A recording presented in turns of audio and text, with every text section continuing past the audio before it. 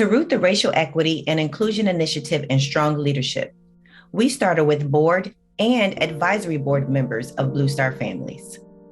Then enlisted the support of additional extraordinary leaders and trusted advisors, men and women who have experienced life in military-connected families, all of whom have important perspectives to share.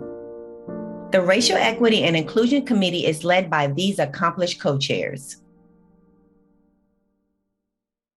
General Bingham, she's a trailblazer. She is the second Black woman to be a 3-star general in the Army. She has so often been the first woman, the first African American to do the job that she's doing. For every first that I made, there was someone else that came before me and plowed tough ground. Greetings to each of you and your families. I very definitely feel a sense of gratitude and humility and a very strong sense of desire to pay it forward to the next generation. Now, I didn't sign on to be a passive participant. This work is too important to me and so very important to our military community. I've been honored to team with fellow committee members to help craft the program, to guide and review the research, and then have the opportunity to meet with leaders in the Department of Defense and elsewhere to share our research and to work collaboratively to craft recommendations for the way forward. These leaders have often been the first, but are committed to ensuring they are not the last. This committee is asking the questions and having conversations that are long overdue. And like our military families of color, they are sharing their lived experiences. As a 4-star general, when I was probably 3 weeks out from retirement, I pulled into the gym into one of 2 general officer parking spaces. And as I stepped out of the car in my gym clothes, a gentleman who was sitting in his car in the back row, I'm not sure why he was sitting there, ran up to me and he chewed me up one side and down the other because I would dare park in a general officer's spot. And I just said to him, "What makes you think I'm not a general officer?"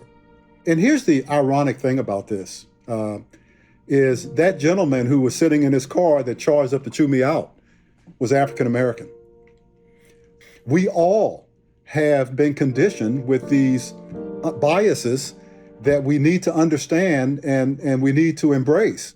Sometimes you walk into it feeling like you have to do better. You have to be better in order to be on an equal playing field. Family members are making tough decisions. They're making decisions to not move with family members. I was just talking to a young lady who's been in the Army 27 years, and she said her husband, she's an African-American senior non-commissioned officer. She said she and her husband have been separated for 8 years. 8 years.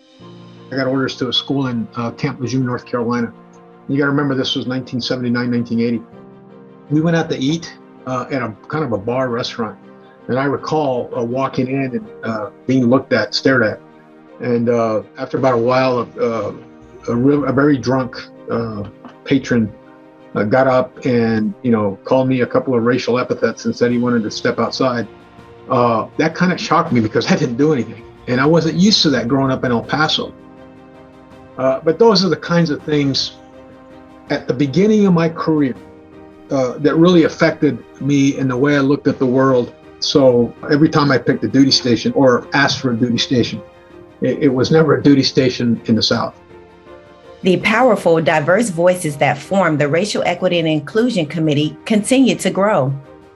And I think there's enough for us to understand that we are a nation of color, multicultural, multi-ethnic, multi-everything.